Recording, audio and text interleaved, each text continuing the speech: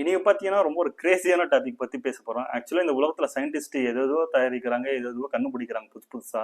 ஆனா இப்படியே ஒண்ணு கண்டுபிடிக்கிறாங்களான்னு சொன்னா நிச்சயமா நீங்க ஆச்சரியதான் படுவீங்க. இது வேற ஒண்ணுமே இல்லை, இம்மார்டல், ஹியூமன்ஸ் இம்மார்டல். இம்மார்டல்னா வேற ஒண்ணுமே இல்லை. ஒரு மனுஷனா பிறந்தா பிறப்பான், வயசாயிட்டு பிறகு சாவான். ஆனா சாகாமலே இருந்தா அதுதான் இம்மோர்டல். அவனுக்கு அழிவே இல்லாம ஆக்குறது தான் இப்போ சயின்டிஸ்ட் வந்து கண்டுபிடிச்சுன்னு இருக்கிறாங்க. இது நிறைய சயின்டிஸ்ட் வந்து கண்டுபிடிச்சுன்னு தான் இருக்கிறாங்க. இவ்வளவு எதுக்கு, இந்த உலகத்திலே மிகப்பெரிய பணக்கார எலான் மஸ்க் அவரே ஒரு தனியா ஒரு குரூப் அமைச்சு இதுவும் அவர் ரிசர்ச் பண்ணிட்டு தான் இருக்கிறார். இதெல்லாம் அவ்வளவு சாத்தியமா? ஹியூமன்ஸ் வந்து இம்மோர்டலா இருக்க முடியுமா? எஸ், முடியும் தான். ஏன், நம்ம உலகத்திலே ஒரு ஜீவன் அப்படிதான் இருக்கு. அதுதான் வேற ஒண்ணும் இல்லை, ஜெல்லி ஃபிஷ். ஜெல்லி ஃபிஷ்ஷுக்கு வந்து இயற்கையான மரணமே இல்லை. அது தெரியுமா காய்ச்சி உங்களுக்கு?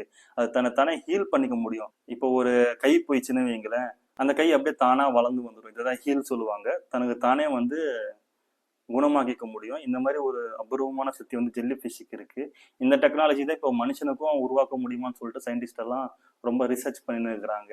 சயின்டிஸ்ட் வந்து எப்படி இது ரிசர்ச் பண்றாங்கன்னு சொல்லிட்டு நான் உங்களுக்கு இன்ட்ரெஸ்டிங்கா சொல்றேன்.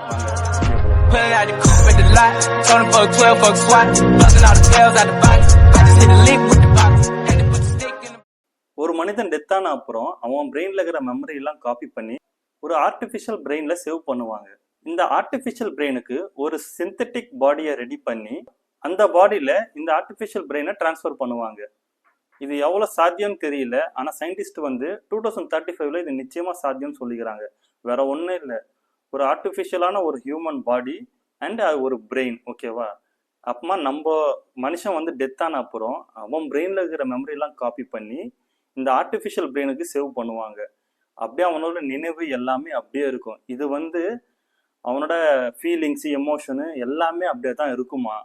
எல்லாமே ரியலா தான் இருக்குமா? ஆனா அது வந்து ஆர்டிபிஷியல் பாடியா.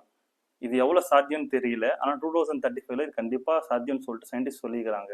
பார்க்கலாம். Anti ageing technology. நம்ம ஏஜ் அதிகமாக நம்ம செல்ஸ் எல்லாம் ரொம்ப வீக் ஆகும். நம்ம பாடி கரெக்டா வேலை செய்யணும்னா இந்த செல்ஸ் தான் ரொம்ப முக்கியமானது. இப்ப சயின்டிஸ்ட் என்ன சொல்றாங்கன்னா, இந்த செல்ஸ் எல்லாம் ரீப்ரோக்ராம் பண்ணா நம்மளுக்கு வந்து ஏஜே ஆகாதுன்னு சொல்றாங்க. ஆக்சுவலா நம்ம அயன்மேன் படத்துல நானோ டெக்னாலஜி இருக்கு பாத்தீங்களா, அதே மாதிரி தான். இப்ப நம்ம பாடியில வந்து ஏதாச்சும் ஒரு ப்ராப்ளம் வந்துச்சுன்னா நானோ போட்ஸ்ன்னு சொல்லிட்டு ஒன்று உருவாக்குவாங்களாம். அது ஃபியூச்சர்ல வந்து நம்மளுக்கு இந்த மாதிரி செல்ஸ், இந்த பேட் செல்ஸ் இதெல்லாம் இருக்கும் பாத்தீங்களா, சம் கேன்சர்ஸ் இந்த மாதிரிலாம் இருக்கும் பாத்தீங்களா, அதெல்லாம் ஆட்டோமேட்டிக்கா அதுவே போயிட்டு ரத்தத்துக்குள்ள, ரத்தத்தை செல்ஸை விட ரொம்ப குட்டியா இருக்கும்.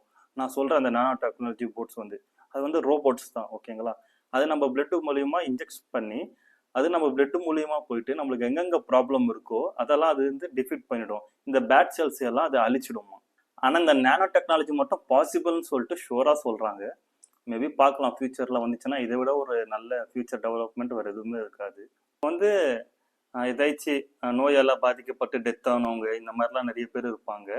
அவங்கள எல்லாமே ஒரு ஃப்ரீசர்ல, சரியான லோ டெம்பரேச்சர் ஃப்ரீசர்ல வச்சு ஃப்ரீஸ் பண்ணி வைக்கிறது தான். ஃபியூச்சர்ல இதுக்கேற்ற மருந்து ஏதாச்சும் இருந்துச்சுன்னா மறுபடியும் அவங்கள எல்லாரையும் சரியாக்கிடலாம்னு சொல்லிட்டு இப்போ வரைக்கும் நடந்துட்டு தான் இருக்கு.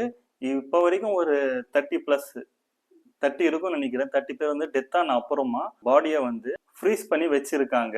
இது நடந்திருக்கு. இன்னும் 1000 பேர் வந்து நான் டெத் ஆனதுக்கு அப்புறமா இந்த ஃப்ரீஸ் பண்ணணும்னு சொல்லிட்டு கொடுத்துருக்காங்க. அவங்களோட தனிப்பட்ட விருப்பம் தான் கொடுத்தவங்களுக்கெல்லாம். ஆக்சுவலா இது கொடுத்தவங்களுக்கெல்லாம் சம் க்ரோஸ் தான் செலவு பண்ணணும். அவங்கள வாண்டடா வந்து இவ்வளவு கோடி கொடுத்து என்னோட பாடியை ஃப்ரீஸ் பண்ணி வைங்க, ஃபியூச்சர்ல ஏதாச்சும் நல்ல அட்வான்ஸ் டெக்னாலஜி வந்துச்சுன்னா அப்போ நான் வந்து ரீபர்த் ஆகலாம்லன்னு சொல்லிட்டு இந்த மாதிரி பண்ணியிருக்காங்க. ரொம்ப இன்ட்ரெஸ்டிங்கா இருக்குல்ல. இந்த சயின்டிஸ்ட் சொன்ன மாதிரி இந்த நானோ போட்ஸு, அப்புறமா ஏஜ் ஆகாம இருக்கிற மாதிரி இதெல்லாம் கண்டுபிடிச்சாலும் மனுஷனுக்கு நேச்சர் டெத் இருக்காது. ஆனால் நேச்சர் டெத் மட்டும்தான் இருக்காது. மற்றபடி ஆக்சிடென்ட் இந்த மாதிரிலாம் நடந்தால் கண்டிப்பாக டெத் ஆக தான் செய்யும். ஏன்னா இவங்க கண்டுபிடிச்சிருக்கிறதுல இதுதான் அல்ல. ஓகேங்களா?